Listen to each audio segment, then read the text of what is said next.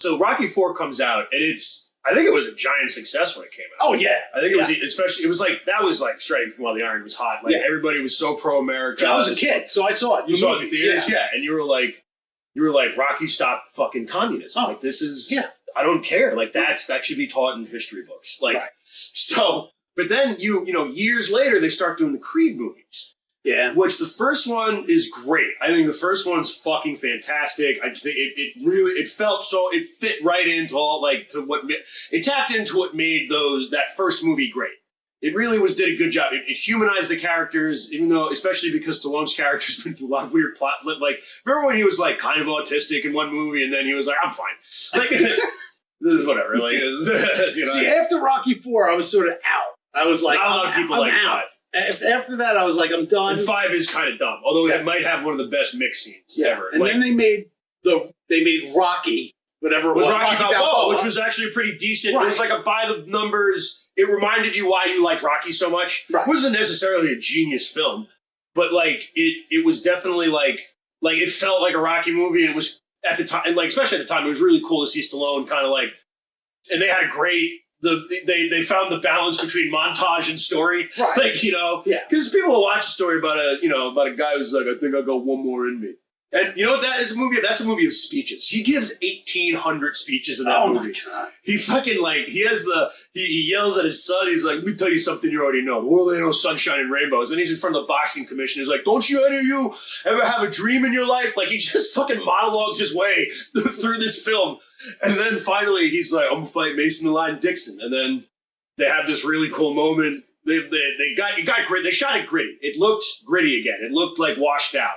Is it a brilliant film? No. Is it fun to watch? Yeah. Right. It's not 5. No. And then they made the Creed movies, and Creed 2 came out though. And Creed 2 is like a pseudo independent sequel to Rocky 4. See, I didn't see it. So it is basic. It is. It's like a direct sequel to the 4th film. Because it's Drago's kid that Adonis Creed is fighting. Nice. So, and then you bring that whole... and they got fucking... What's her name to be in it? Who's that big bitch? She was married to Stallone. Yeah, but what was her name? She dated Flavor Flav. Bridget Nielsen. Bridget Nielsen is in it. And she comes back, and I'm like, as a fan of the series, I'm watching this like, get the fuck out of here. They got her to be in it too. Yeah. And so they brought it all back. So they kind of like brought that because it's that thing where after Drago lost, like he was abandoned by his country. He's training his son, and he's a very tough trainer, and he gets the chance to fight Rocky's protege. So it's like this whole thing. Like at one point they were like, "We're going to do a whole movie." I'm going to have to see this now, dude. It's a little ridiculous. Yeah. Like, here's the thing. There's a point in the movie where it's like they just start hammering on things for like fucking Michael D. Jordan to overcome, it's like this happened, and now your baby's deaf. Like that's and I'm like, must we do this? Right. Like he's already got to fight a Russian maniac covered in tattoos. Like, isn't that enough? But like it really was like a strange thing to me that I'm like, this is almost a solo film in and of the fact that this is like a sequel of a sequel to another sequel. Right. And it's a very weird film. That's awesome. Yeah, no, you should check it out, man. It's really not a sequel, it's a Drago sequel. That's what I mean. It's like, because you were pointing out, it's like, this is why Drago's my favorite. I'm like, you need to watch Creed 2. Yeah, that's a lot. Because they take that character on a wild journey, and like, it's cool. I don't know. It worked. It gets a little lengthy. Yeah. First one's great. But yeah, none of them reach the peaks of genius soundtrack the way that the Rocky IV soundtrack ever will. Yeah. Well, in a movie that's all montage. It's all montage. Soundtracks matter. Yeah. Like, that's all you got. There's no dialogue. I miss movies like that to an extent. I really do. Because, like, you watch that movie and you're like, how did this get made? But you long for something like that because it's so much fun to watch the idiocy of it. I'm trying to think if there's anything even remotely like that. No, nothing. I mean, it's all music and cutaways and close-ups of Stallone's eyes looking really intense in the mirror of a car. Right. Like, it's all those shots. The biggest dialogue is at the end is when he holds up the American flag and stops communism in fucking Russia. And everybody was like, I totally buy into that. Right. This is how. Yeah. This is how there's anything I don't know if there's, because it's meant, because it's got like such stakes in it too, because it's like Apollo Creed is dead. And then I've got to avenge my friend, and I'm going to go to the heart of Russia, Right. to kill this man, to destroy this man who destroyed my friend. And it's so like the plot wise, it's interesting enough, but there's barely any dialogue. No. Barely any dialogue. I don't think anything is made like that anymore.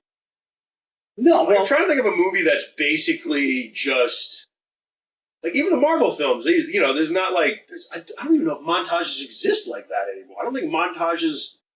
I can't remember the last time I saw a good montage in a movie. Yeah.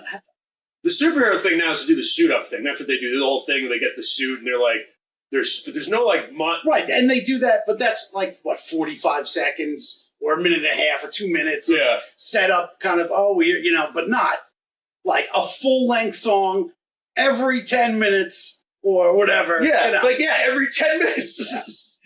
Every 10 minutes, Hearts on Fire. What's next? In the Burning Heart. Like, yes, exactly.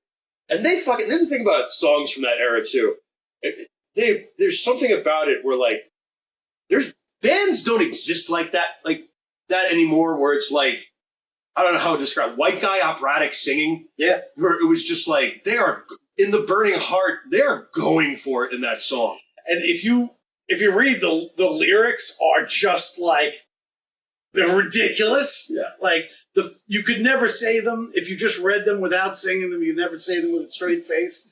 Yeah, but that was like most music from the 80s. I always tell people, I'm like, these songs are so catchy to listen to, but have you ever actually, like, you're a music theory. Yeah. As a composer, have you ever like read this stuff and been like, well, this doesn't make any sense? Well, pop music, is a lot of the songs don't have to make sense. They just have to be catchy. You're right. They just have to be evocative. Like if they say a cool phrase and it has a cool ring to it, for whatever reason, that's what works. It doesn't need to make some kind of linear sense. Because it's not necessarily a story. It's just. Do you think the best songs are the ones that are stories? Like, what is, like, honestly, you're a music person and fine. I'm enjoying this conversation. As someone who studied music, what is your, like, do you consider their song to be, like, the greatest song in your mind? Like, that's a great song. No. Like, well, it depends on what genre, whatever. Right. Like, and it doesn't have to be your top whatever, but, like, what's one where you're like, that's an example of, like, a great storytelling in a song? Well, for me, because I grew up on it, like The End by The Doors.